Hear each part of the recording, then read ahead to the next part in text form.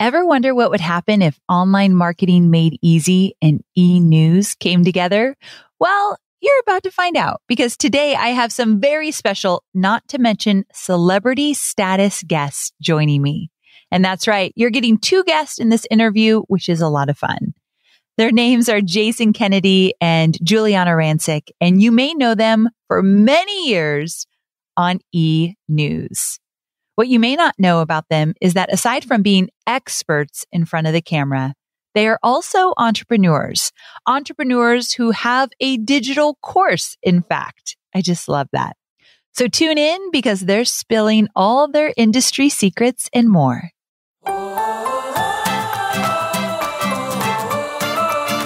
I'm Amy Porterfield, and this is Online Marketing Made Easy.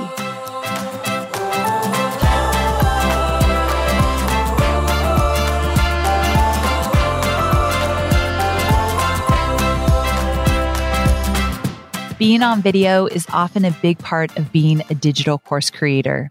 Actually, I'll go ahead and say it. It's a big part of being an online entrepreneur. But just because of that doesn't mean it's easy or comfy to be in front of the camera. It actually takes some skill and a whole lot of practice. My guests happen to be the experts at being in front of the camera. And if you've ever watched Jason or Giuliana on e-news or the red carpet, which for the record, I have watched for years and years and years. So I try to be cool on this interview, but what I didn't tell them is I am huge fans of theirs. I have been watching e-news since I was really young. So to have them on the show, knowing what experts they are was a really big thrill for me, just for the record. But also, if you ever saw Jason or Giuliana on e-news or on the red carpet, you know that they make it look seamless. They keep us engaged, they make us laugh, and they make going off the cuff look really, really easy. To be honest, nowadays I can definitely go off the cuff pretty easily, but it took me a very long time to feel comfortable. And I was curious if it took them a long time to get to the comfort level they have now on camera. I'll let them speak for that. But I learned a lot about both of them on this interview. And it reminded me that, again, practice makes perfect. And you've got to just roll with the punches and have fun while you're doing it. I think that was probably my biggest takeaway. Relax, have fun, just go out and put yourself out there in the most authentic way. And you will definitely get the hang of it if you stick with it. So isn't that like everything in life? But today we're talking video. So in this interview, we talk about the best piece of advice they've ever received in their career, how to go off the cuff without getting all worked up, how to be engaging. And my personal favorite, they both are sharing some of their most nervous moments on camera. And Jason tells a story about Julia Roberts that I absolutely love. Oh, and we talk about self-tanner. We'll get to all of it. So stick around and find out what happens on this interview because it's a lot of fun. Let's get to it. Well. Welcome to the show, Jason and Giuliana. I'm so excited to have you here. Thanks, Amy. We're so excited to be here, Amy. Thanks for having us. Okay, I typically don't interview two people at once. So I'm just going to ask you, because you both have worked together for a long time, how do you know who goes first? Like, how do you figure that out? It's usually seniority. And in this case, that would be Giuliana. So you went first. So explain yourself, Jason. You said hello first. So get in line. I wanted to be a gentleman and just kind of chime in. And then, since Giuliana has been in the business longer than me, I think she should always answer first on this podcast. I think that's the only thing that's fair. I know. I love how Jason says senior. Jason, first of all, you met by age. I feel like you met age. I did not.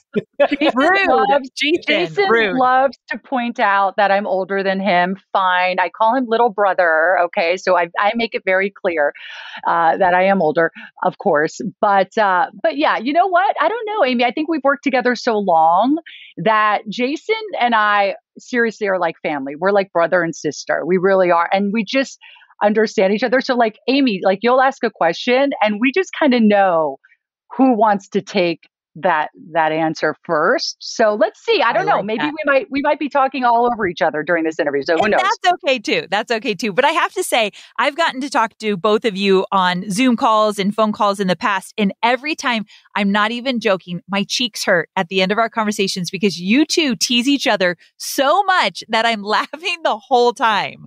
Like that, brother and sister is exactly it. Like I'm assuming, how long have you two worked together?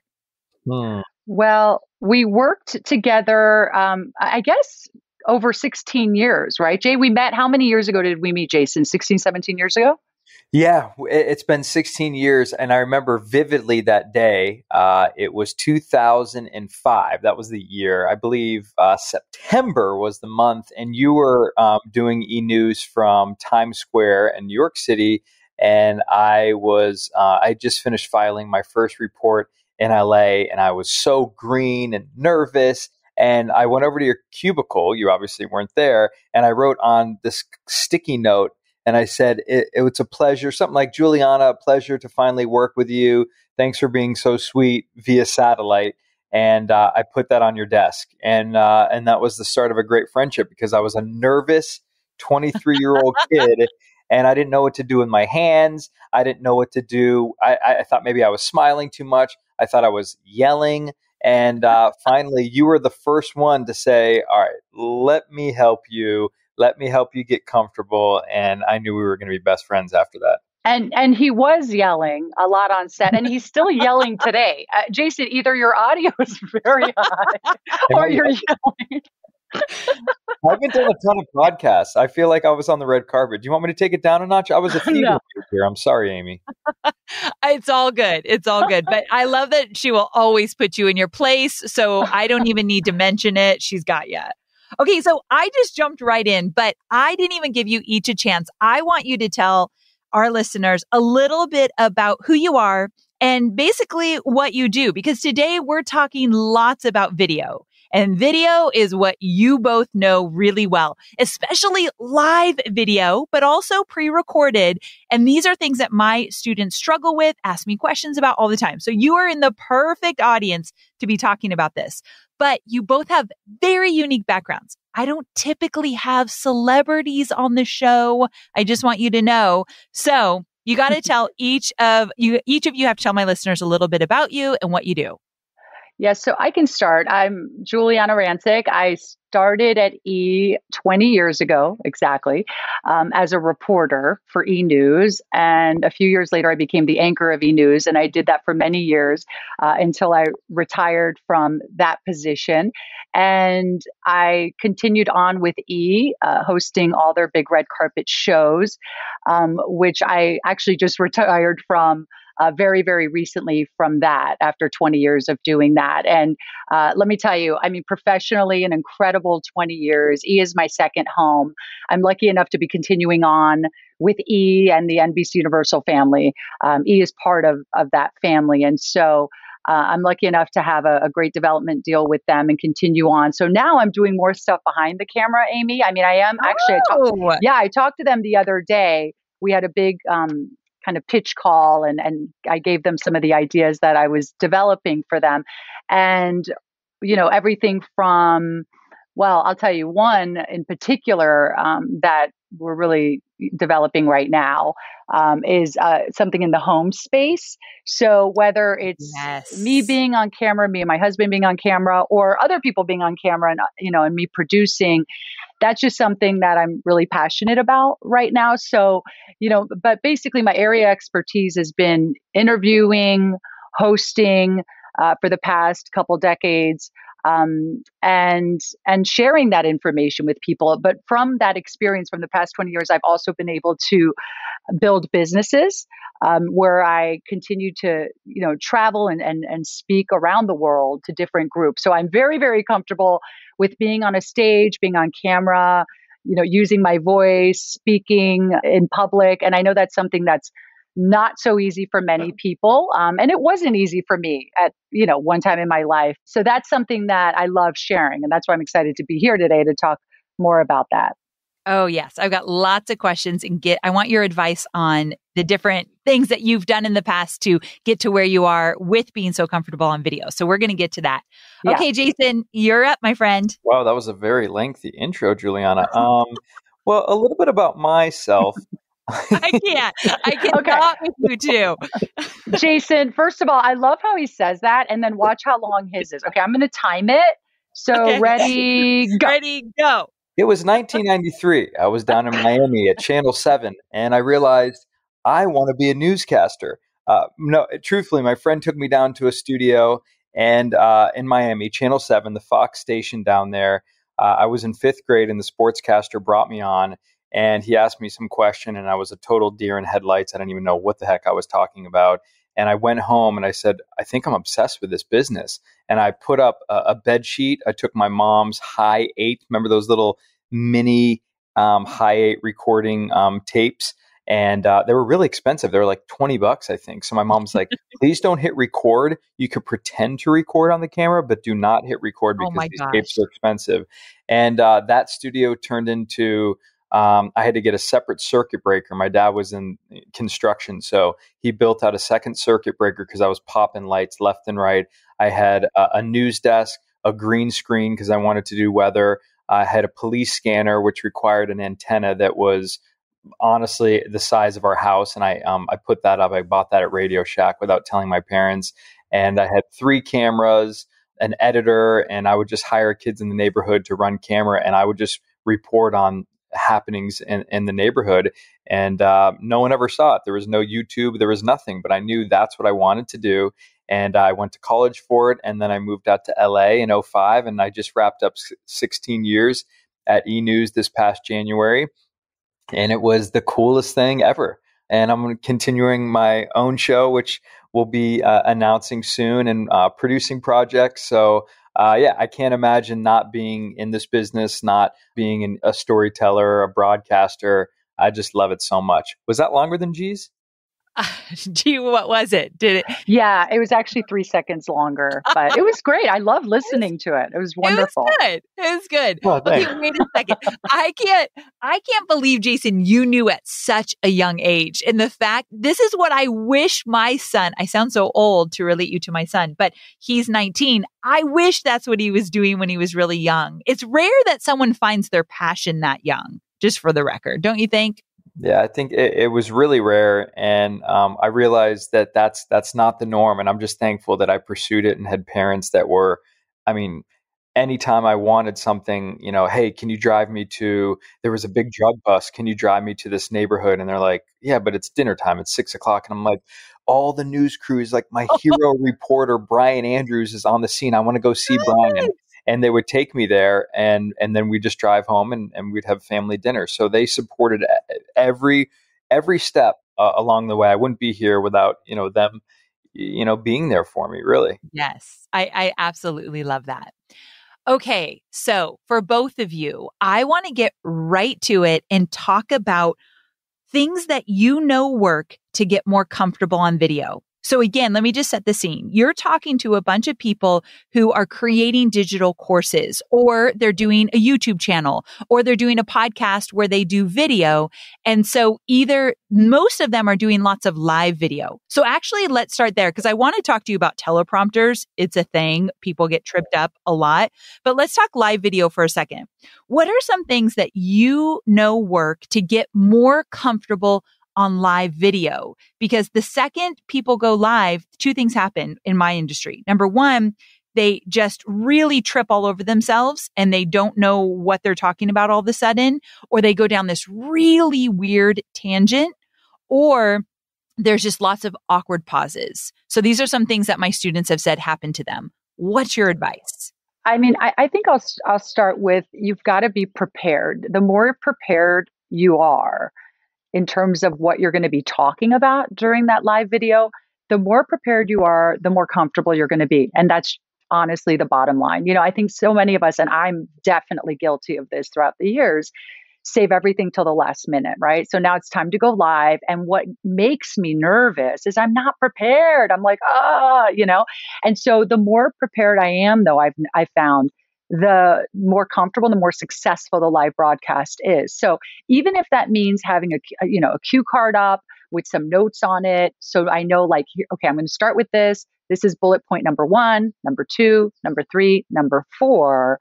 And I have it off to the side. It's okay to look off camera and look at something or, and Jason and I would do this sometimes. We had notes on the desk or notes off to the side, and you kind of make it part of your mannerisms. Do you know what I mean? Like as you're speaking, you kind of look off to the side a little bit, almost like you're thinking, then glance at your card, glance at your notes. But I would rather glance at notes, like at a card in my hand or a note off to the side, and get it right and feel comfortable and hit the points that I'm trying to hit than to try to act like I don't need cards, I don't need anything. And then suddenly I'm getting nervous because I'm like, oh my gosh, what was the next point? What was the next point? People they don't mind if you're looking at something. Do you know what I mean? If you need to glance at something, but they do want the right information. You know what I mean? They want to hear what you have to say if they're tuning in. So I'm very comfortable with like looking at my card. Jason and I do that on the red carpet. We have notes sometimes, and there's some interviews we need our notes more than others. I have no problem standing there with a note card because I want to do the best interview possible and make sure that I hit the points I want to hit. So I think being prepared and having notes is first and foremost what you need to do to have a successful live broadcast. Don't you think, Jay? Oh, for sure. I like to be over prepared.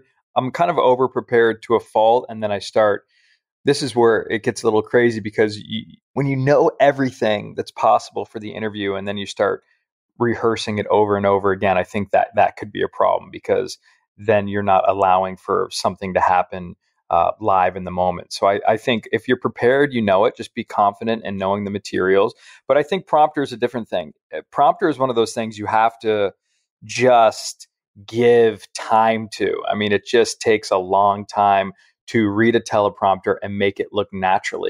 I remember when I was younger, before they had all these teleprompter apps. Now it's a lot easier because you have these apps that you can just download for free and you can practice all the time. I would just mute the television and put on closed captioning.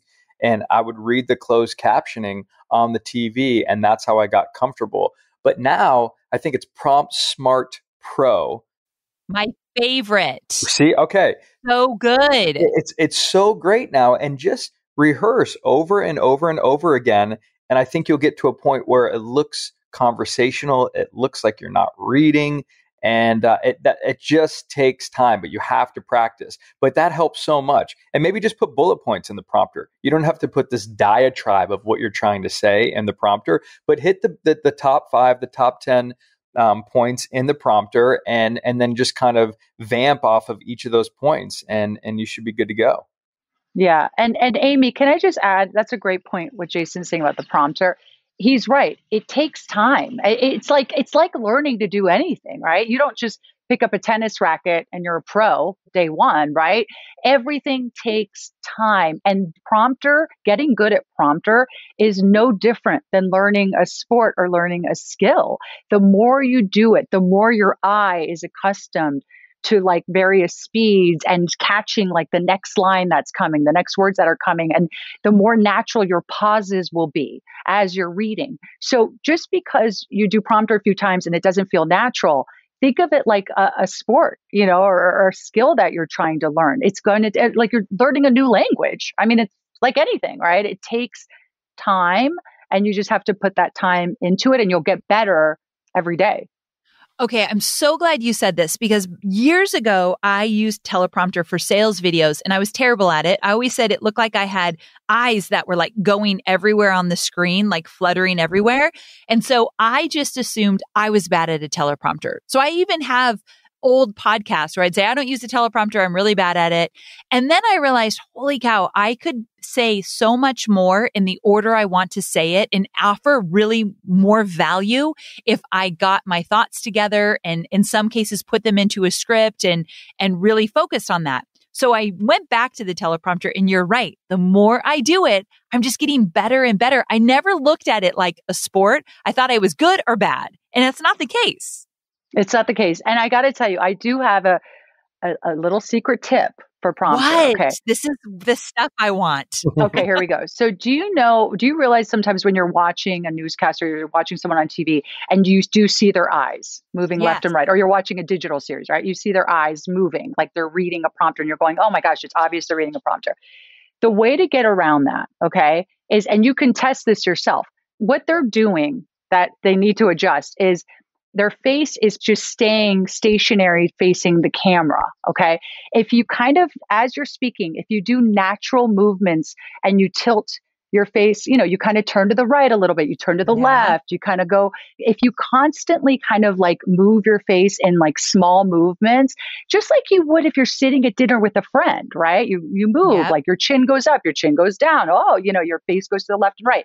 If you do these subtle movements, what happens is the eyes don't look like they're moving anymore. Do you know what I mean? So you've got, instead now your face is moving and the eyes look stationary. The eyes look like they're just looking straight on to the lens, as opposed to the face being totally still facing the camera. And then the eyes, people catch your eyes moving. That's all I see. Yeah.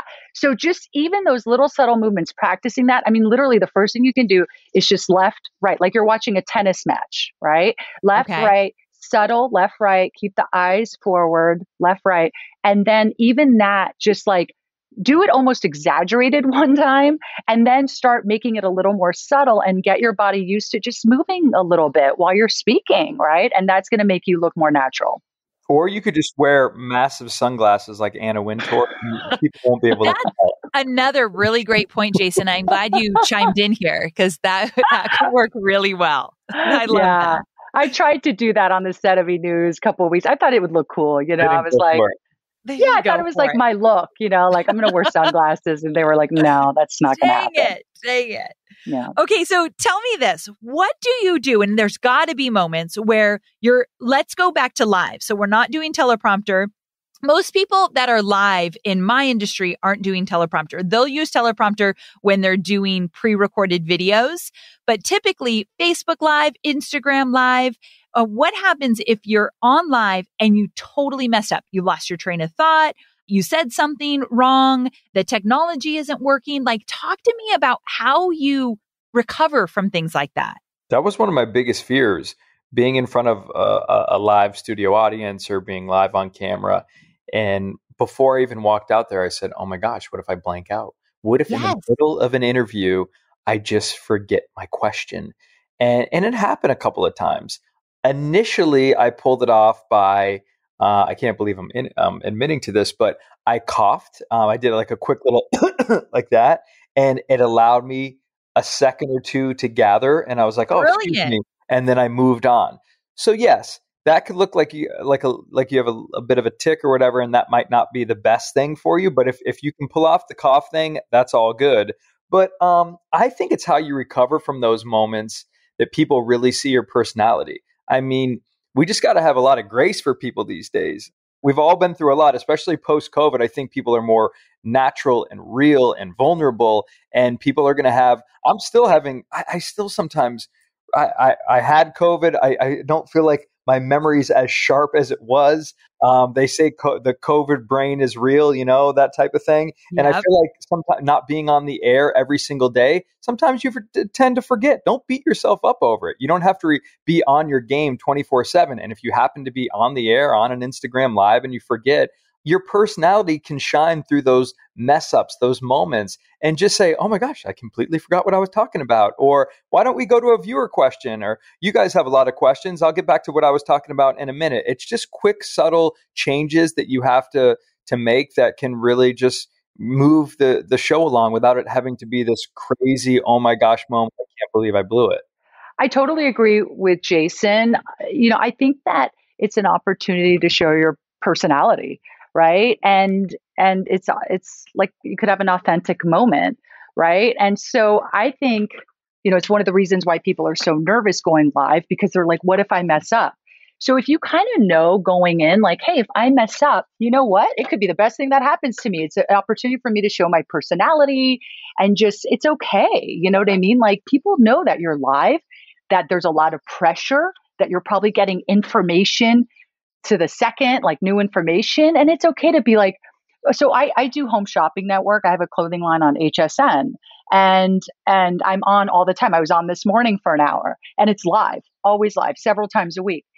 It's like, I'm never nervous, Amy, because I'm just like, so what? If I have pauses, if I'm thinking about something, if I'm like, oh my gosh, that's so interesting. Hold on, let me think about that. Or gosh, I don't quite know, let me figure it out. And sometimes the producers are talking in my ear, and sometimes they're talking over the host and they block the host out, right? So like, for instance, the host will ask me a question, but someone was talking in my ear during that second. So I didn't hear the host question. Instead of pretending like, I heard it and I'm just going to try to guess what she said, I'll just be like, wait, Amy, sorry, honey, can you say that again? I think someone was just talking in my ear. Do you mind saying that again? That's okay.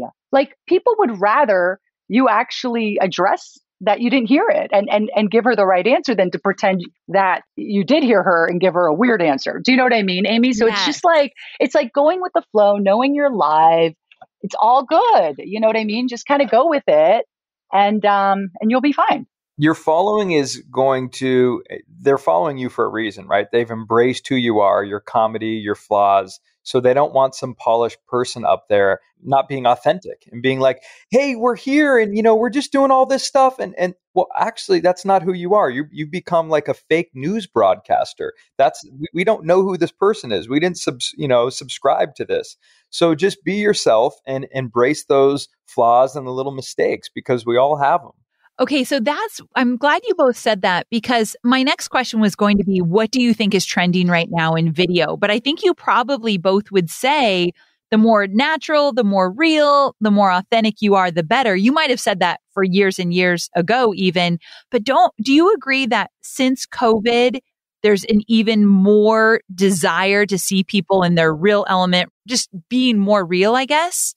Yeah, I do. I mean, I was talking about HSN before, and I know that the viewer loves to see the designers in their homes, right? Because there's something very real and authentic about it, as opposed to when we were always on set.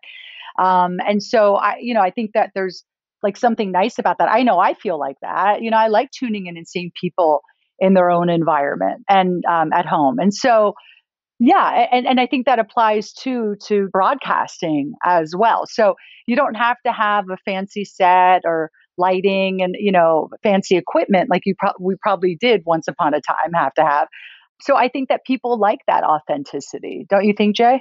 Yeah, for sure. There's nothing more frustrating when you put hours into editing a video and you put the fancy music and you put the titles and you think of a good caption and you put the good filter on it, and then you put it out there and it gets, not a lot of likes, right? But then I put something like yesterday where I'm chasing a mouse around with my wife in the backyard and it gets a couple 100,000 views, and I'm like, what?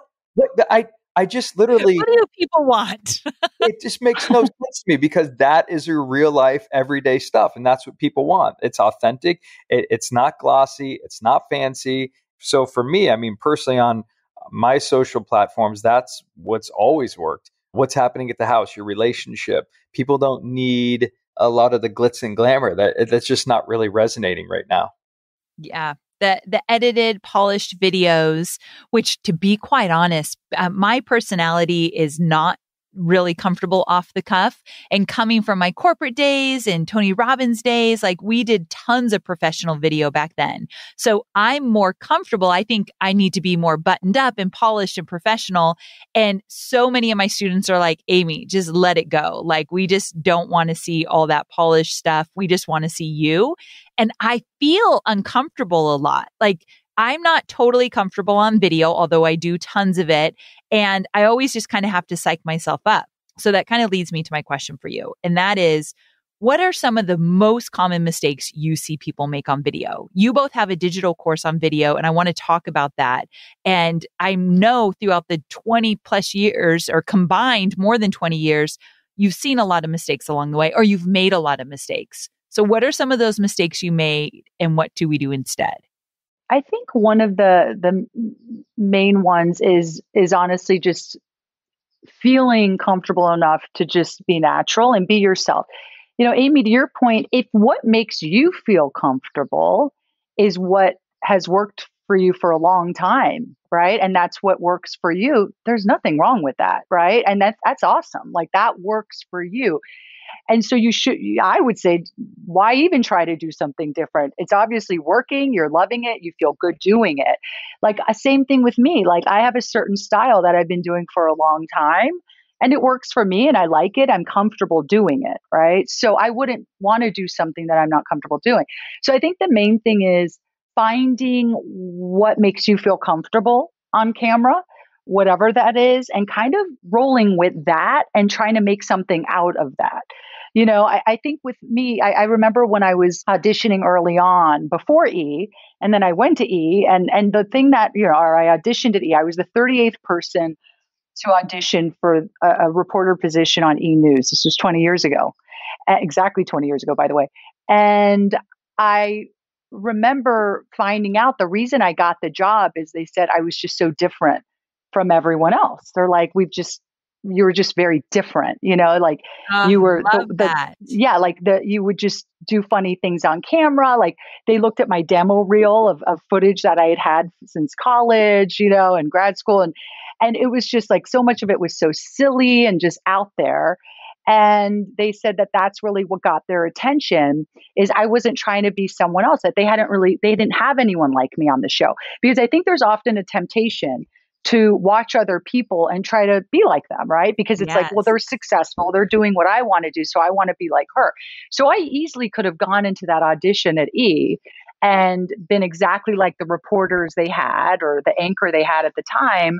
But they already had those people. Why would they hire me? And so I just went in as myself, and I was kind of like goofy back then, and I would ask silly questions, and I just did, just everything. And I was kind of raw. Like I had just even the way like my look was like, I was very different from everyone, and that's why they hired me. So I think just being yourself and embracing yourself and what makes you comfortable and building something out of that, I think is the most important thing you can do to feel good on camera.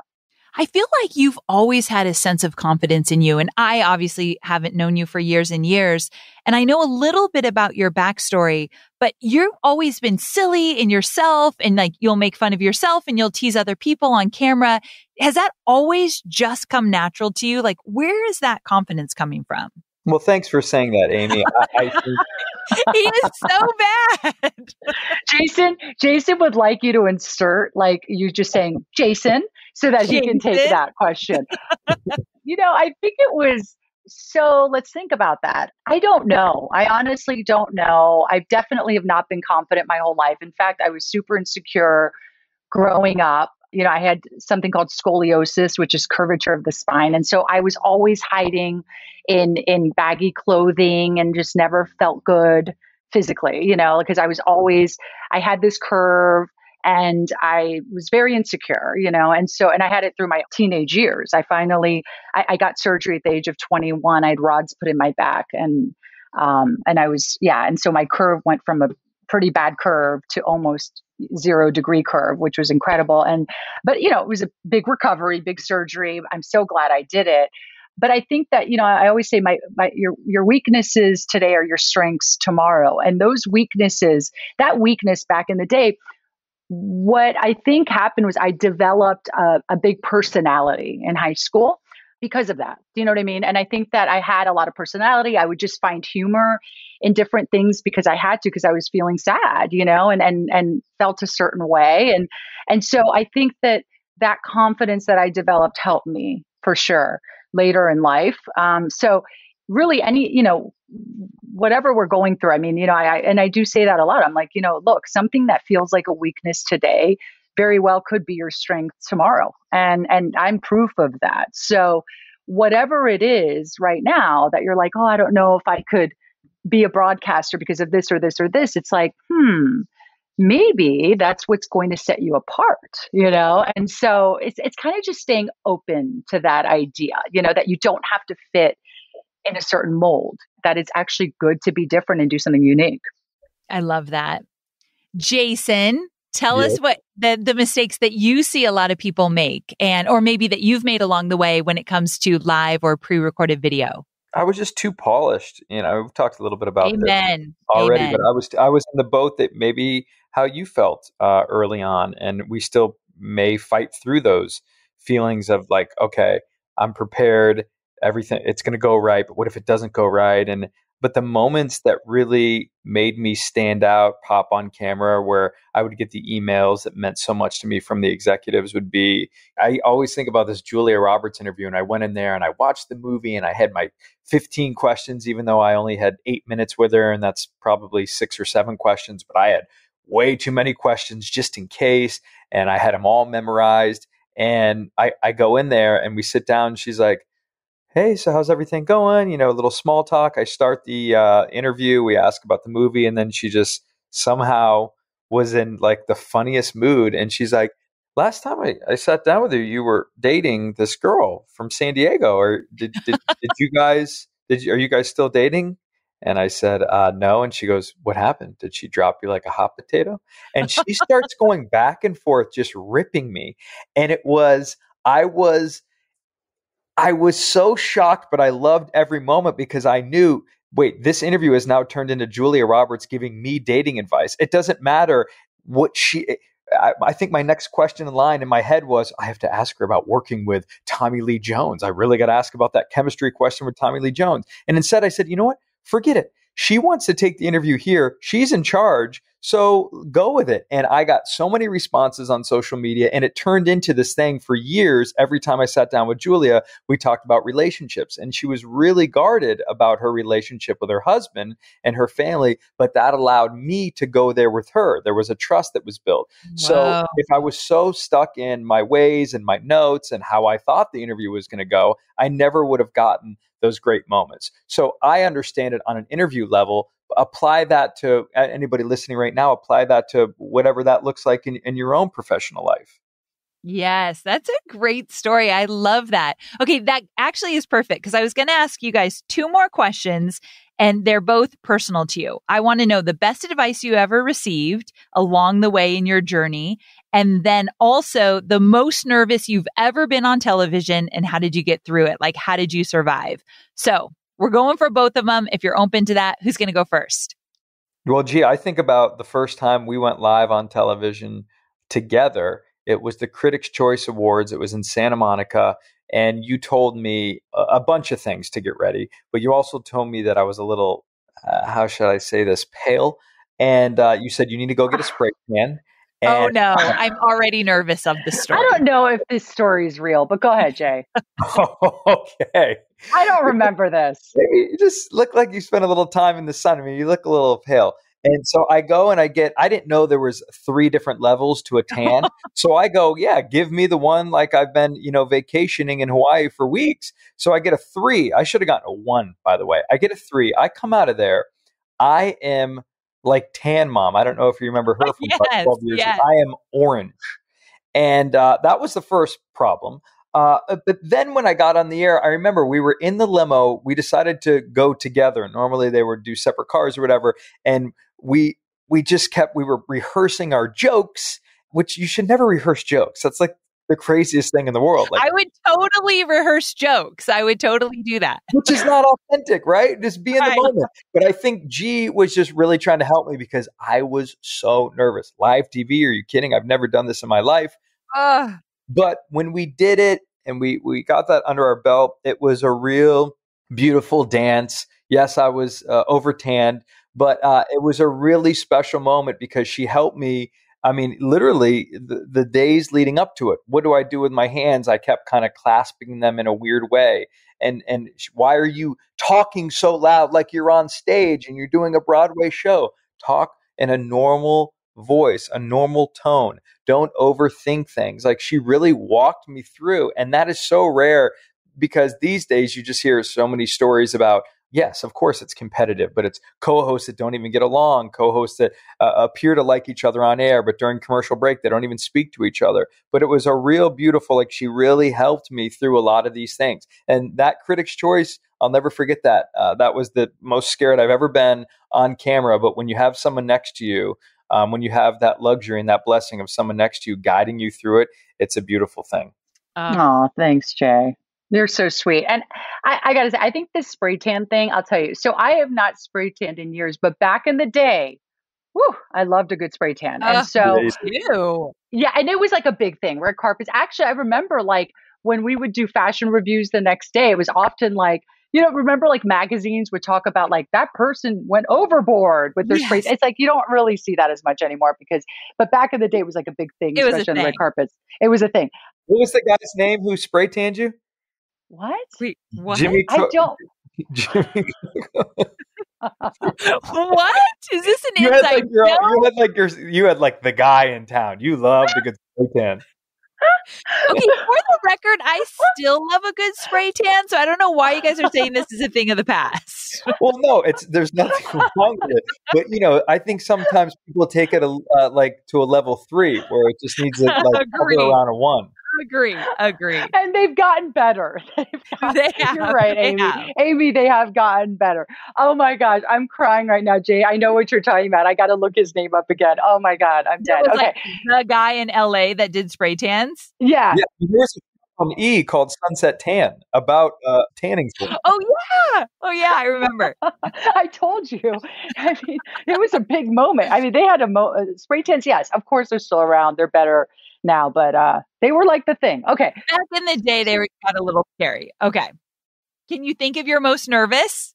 I'll tell you, Amy, honestly, I would say every show, okay, is my most nervous leading up. But the second that light goes on, okay, I'm not kidding you.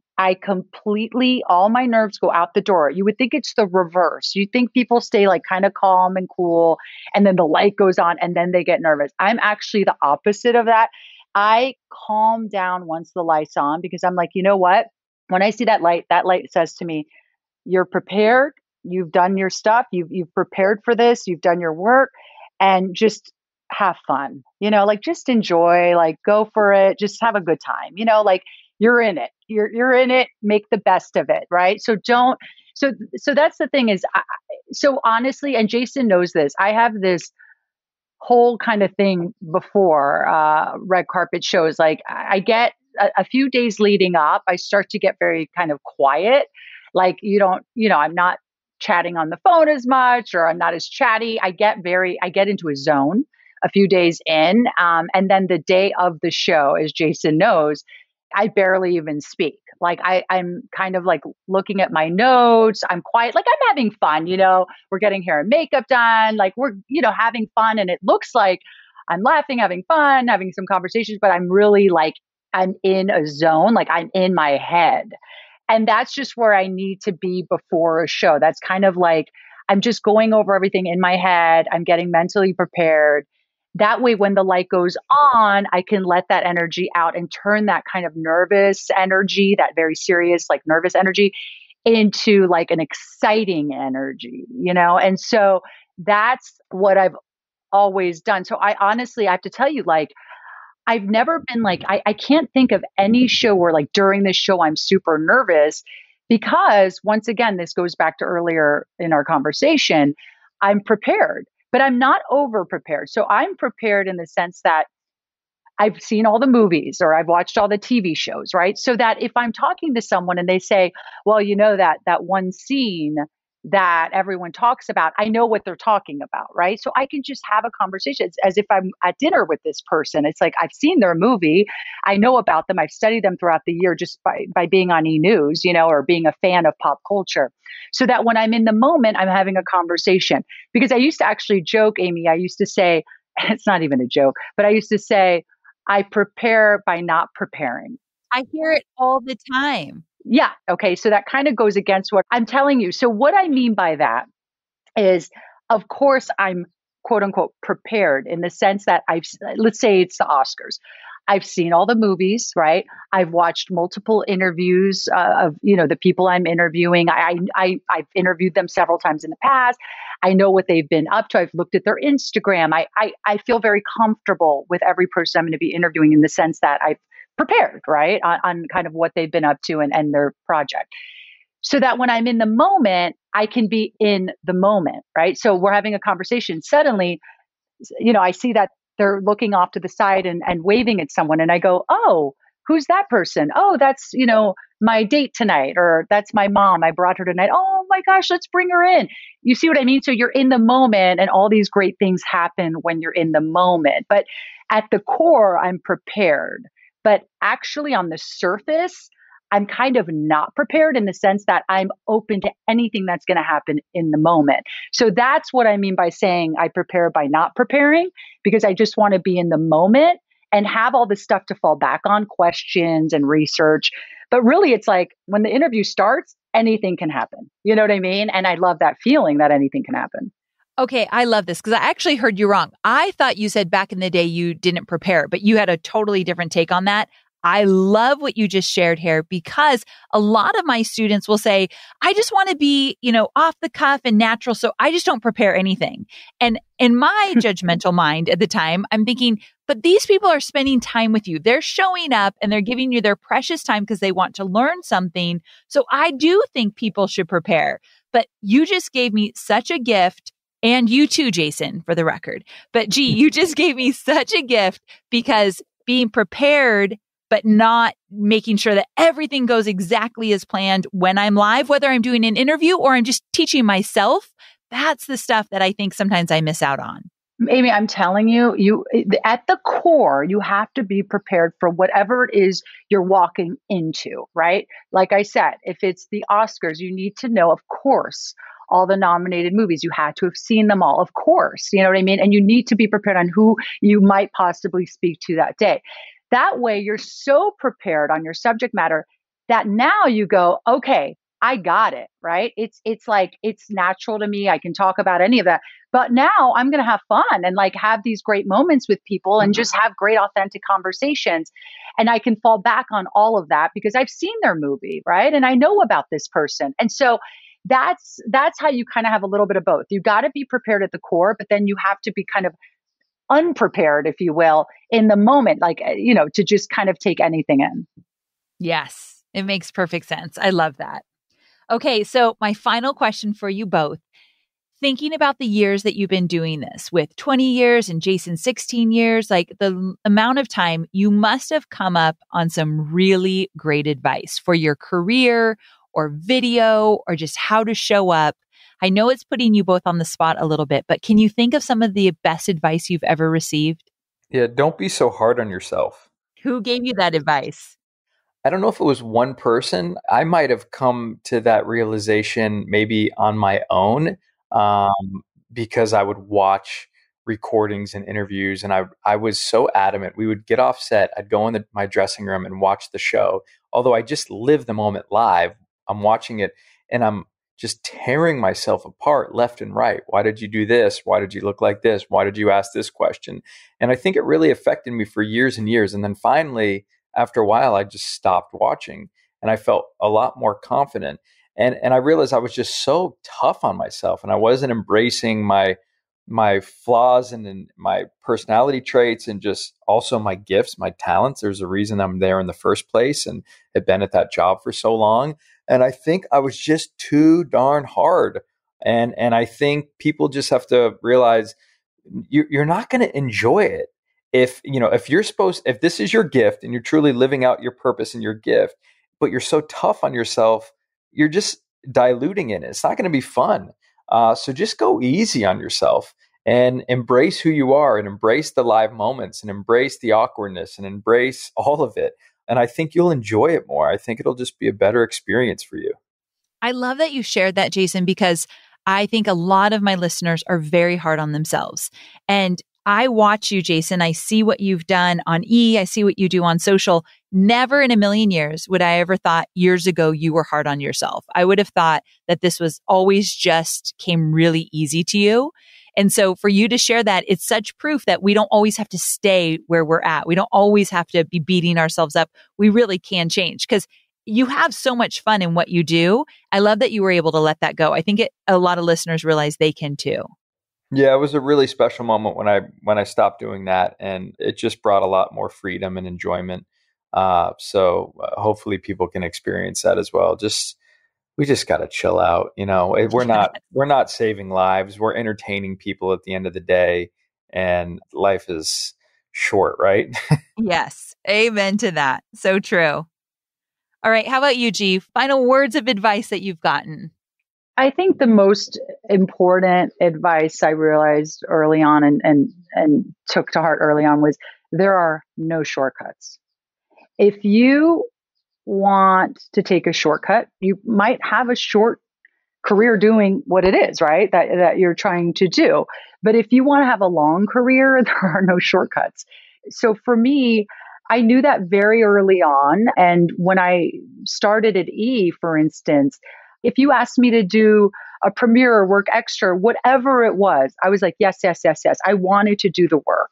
And I think that that's the thing that really helped me realize my dreams was the fact that I was willing to do the work and I was a very hard worker. And I didn't, it's so funny, there was like a joke at E that if I had to go see an executive, right, or the vice president or president or whoever, someone would have to show me how to get to their office. I had no idea because I just wasn't that. I never went to talk to any executives or anyone about like my position or my job or I want this or I want that. Not at all. I just did the work, and I knew that the work would speak for itself. And so I knew that, that was, I think, one of the reasons that, I had a 20-year career doing the same thing for 20 years is because I put the work in and it showed. And everyone knew that I had a really strong work ethic, and that I took pride in what I was doing and I loved what I was doing and I wanted it to be better every day. And I wanted people around me, to achieve their dreams and goals and wanted to help people around me. I mean, it was just, but it was, I put in the work and there truly are no shortcuts. There just aren't. And so I learned different aspects of the business as well. When I moved to Los Angeles, there were, different jobs I could do. And in the beginning I did. I worked at a restaurant. I worked in retail. I did different things. But I went into a mailroom at a talent agency and I learned the inner workings of the entertainment industry. And I was a mailroom, I was in the mailroom, literally delivering packages around Hollywood and the Valley and all over. And so I would learn kind of how to get around LA because I moved here from Maryland or to LA from Maryland. And I'd never been to LA when I moved to LA. And then I got promoted out of the mailroom to a desk, to an agent's desk as an assistant. And I would be on phone calls, listening to big conversations with big executives and producers and directors and celebrities, right? And I would hear the inner workings and learn about the inner workings of the entertainment business. So when I went to E, it was interesting because I knew both sides of the business. I knew what it was like to be in front of the camera, behind the camera. So as much information and knowledge as you can get regarding the industry that you want to be in, I say get it, even if it means starting in the mailroom, whatever it is, right? And for me, that really helped me learn about the business. But I mean, the work ethic was definitely the biggest thing because I will tell you, sometimes you think to yourself, especially when you're starting out, I'm putting all this work in, will anyone notice? And the answer is yes, because here's the thing. People who make the decisions, right, at the companies to like, promote you, right, and to give you your shot, they're paying attention. You think they're not, but they are paying attention, or the people who work for them are paying attention, and they're going to point to you. They're going to point at you and go, that young woman right there, she's a really hard worker. She's great. She's got a great work ethic. We want her in our company. And that's how you make it. You know what I mean? And so for me, I think definitely, and Jason was the same way. Jason was such a hard worker. Jason and I, we would work so hard. We'd do every premiere, any opportunity you would give us, we would take it, to be on a red carpet, to do an interview, to be online, whatever it was. And we knew that with everything we did, we got better. Our craft got better. And we also showed that, hey, we're hard workers. We're here. We're serious. And I think it paid off for us. For sure, it paid off, and then some. I love this. Okay. Oh, go ahead, Jason. I was just going to say, and don't burn bridges along the way. I mean, you never know who you're going to be working for down the road. It could be someone that you've worked with in the past, and all of us, they're your colleague at the time, and now they're your boss. I mean, it's kind of like chess. This industry is crazy, and people are always moving around and switching gigs and jobs, and there's thousands of channels and digital networks and streamers, and just be kind to everybody along the way, and not just because you want something out of them, but just make it an enjoyable experience for everyone. You just truly, I ran into a former executive last week at dinner and just gave her the biggest hug. And it's just one of those things. I see a lot of people who burn bridges. They can take advantage of a situation and it just never really works out for them. And Never. yeah, it just doesn't. Relationships are everything. I think Yeah. no matter what industry you're in, I think if you put relationships above all else, I don't think you can lose. I think that's such an important lesson. You're right. So Jason was saying, stop being so hard on yourself. And then G's advice was there's no shortcuts. But then also coming back to relationships matter and, be kind and show up how you would want people to treat you. I think such good lessons. And you both are such examples of that. So before I let you go, you together created a digital course. It's called Own the Spotlight. Is that right? Yes. Own the Spotlight. I'm very excited about this. I really wanted you two to create a course. So when I heard it was out there in the world, I'm like, oh my gosh, we got to get on the show. You got to talk about it. So tell me a little bit about it. What's it about? Who's it for? Where'd you get the idea? Let's talk about this course. And ultimately, people are going to want to go check it out. So tell people where they can find it. Yeah, jasonng.com is the website. And first off, Amy, you were so instrumental and helpful to us making this happen, a real encourager, and we really want to thank you. And G and I wanted to do this course for a long time. We just quite frankly didn't have the time to dedicate to it. And through COVID, we found some time, and the responses have just been nothing short of remarkable. People so thankful that we did something like this. And this is not just for someone who wants to be a television host. I mean, if you want to get better on camera, if you want to become a better public speaker, if you want to become better with building your brand, G's like the best at it, right? I'm always learning. She's an incredible businesswoman. So we really tackle all of that, and we have all these different modules. Didn't even know what a module was before we started our course, but here I go, talking like I'm a course creator now. You are. Anything from prompter to what to do with your hands, to what to do with your eyes, to networking, to building your brand. What else am I leaving out, G? No, these are all good things. Yeah, like even all the technology that we like the prompter app we like, the lighting that we ordered, like things like that. We also share that, what mic we ordered from Amazon, like things like that we cover. So Jason's right. I mean, this is something we've wanted to do for a long time, and we're so excited to put it out there. When Jason and I went into this and we were deciding what to talk about in this course, we thought to ourselves, here's where we should start. Let's start with not long ago when we were young and we were starting out, what would we want to know from other hosts? What would we want to know? What is the most, invaluable information, the information that's really going to help us become successful and get better on camera and maybe get the job, we want. And so that's where we started with this course. And we just had so much fun doing it. So this is really like, if you're listening to this podcast now, it's kind of like this podcast, like an extension of this podcast. We go into all different kind of categories. And yeah, I mean, first and foremost it's really about being comfortable on camera, being your authentic self on camera, finding your voice, and lots of tips and tricks of ours that we've learned along the way. So good. jasonng.com, right? jasonng.com. That's it. Yeah. He insisted that Jason had to be first. And What's that? What's that about? I know. We're going to do a follow-up module about diva behavior.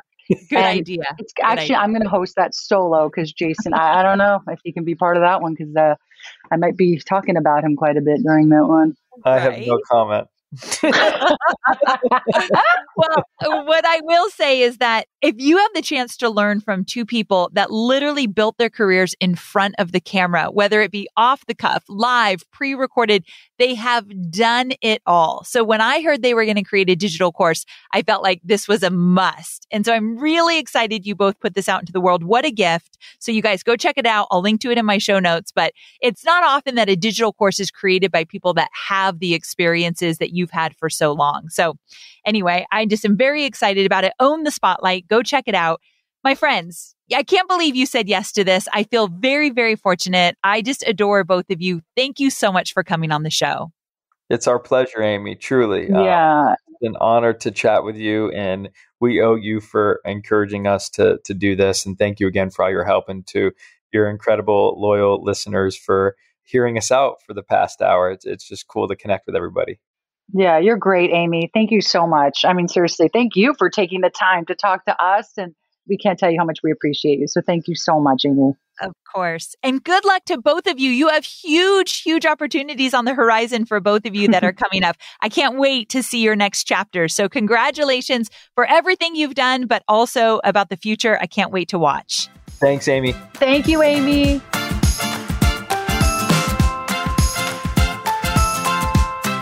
Aren't they amazing? I absolutely love those two.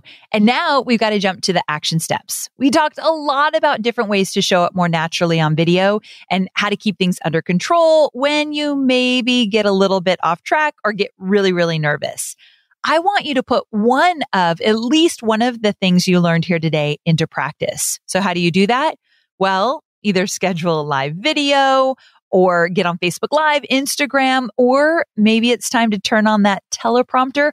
I'll link to that software that Jason mentioned earlier in the show. I think it's a fantastic piece of software. And I think getting practice on a teleprompter is important. So I want to encourage you all to at least experiment there. For me, I think my two biggest takeaways were, number one, when Giuliana was sharing about moving your head around when you're reading a teleprompter. So it's not like your head stays stationary and you could see your eyes go from left to right, left to right. I love that. That is something I genuinely will be putting in practice the next time I use a teleprompter. And then from Jason, I think the biggest thing I learned was that you have to just relax and not be so uptight. And it spoke to me because that's me. I think I'd be on the more uptight spectrum of being really casual and cool on camera and being fully nervous and scared. I'm somewhere in the uptight a lot of the times. Now, it doesn't come across that way. I don't think so anymore because I've been doing it for so long. So that's another thing I took away from this interview, that you just have to keep showing up. Remember what Giuliana said in the very beginning, that reading a teleprompter, or I'd say all video in general, is like learning a sport. Practice makes perfect. So don't forget that. Okay, so there you have it. I hope you go check out their digital course. There's so much more. We just scratched the surface. So much more that you can learn from those two. And they're so much fun. So you'll have a great time as well. Oh, that's the last thing I'll say. From both of them, I think one thing I'm taking away that I have to remember is this is supposed to be fun, my friends. Building an online business, creating digital courses, going live on video, it can be really fun if you let it. And if you start to really pay attention to both Giuliana and Jason online, they're always laughing. They're always smiling, and they genuinely are like that behind the scenes. So when I talk to them off camera or when we're not recording, they're just as silly, just as fun. And I think we could all use a little bit more fun infused in making videos. Am I right? All right, my friends, thanks for joining us here today. I'll see you next